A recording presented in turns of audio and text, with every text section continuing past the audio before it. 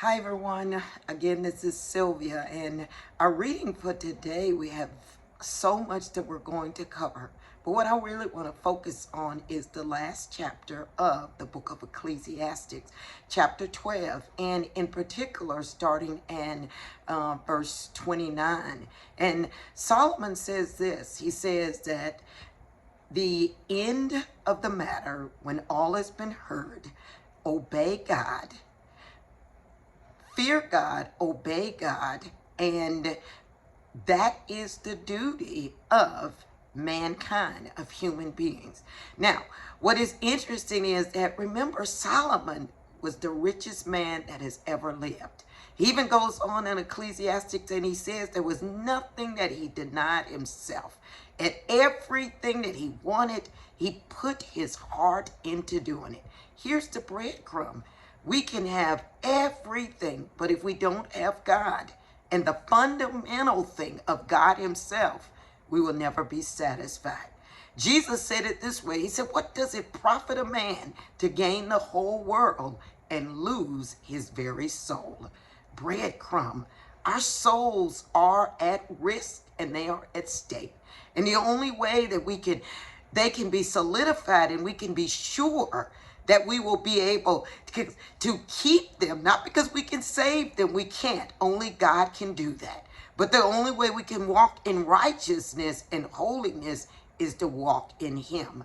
Now again, pondering this, Solomon said, when everything is all said and done, when he had lived life to the fullest and enjoyed all the pleasures, again, nothing he denied himself. He set his heart and his mind to seeking wisdom, but also folly.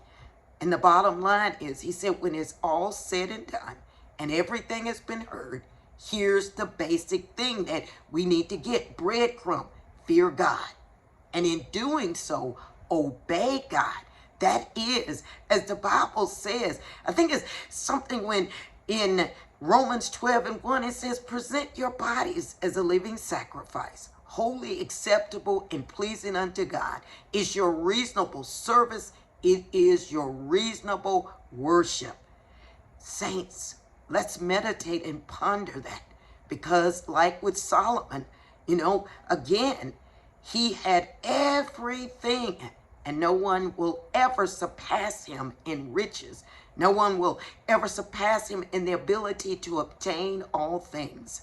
But there's one thing we can't obtain in and of ourselves, and that is the deliverance and the saving of our souls, the peace and the joy that can only come from knowing God.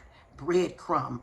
We don't have to go to the same extent and the same degree that Solomon did in order to discover the truth.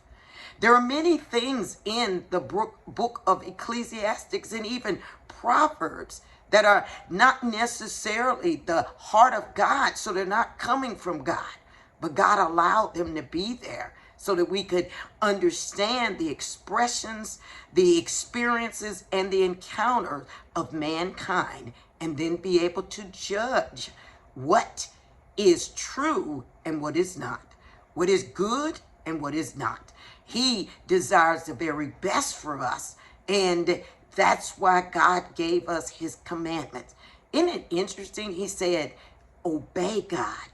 Jesus said it this way. He said, if you love me, you will obey me. So our demonstration of our love for God, breadcrumb, is our obedience. He even tells us in 1 Samuel that he requires, that's God, obedience over sacrifice. Solomon, in so many ways, rebelled against God. He was not obedient to the word. The things that God said don't do, he did them anyway. And he even says he dedicated himself to doing it. Here's the breadcrumb. Dedicate yourself. You and I, we should every day, to obeying God so that we can live lives that are full, that lives that exemplify and glorify God to the fullest. Because just like with Solomon, the end of our days will come, but we don't want to come to the end of them and then realize, like Solomon, that everything else was for nothing And the only thing, breadcrumb, that is for something is, again, to fear God, obey God. That is our reasonable service. It is the duty of all human beings. God is faithful. God is true. And let's be faithful to him. Enjoy your reading. God bless you.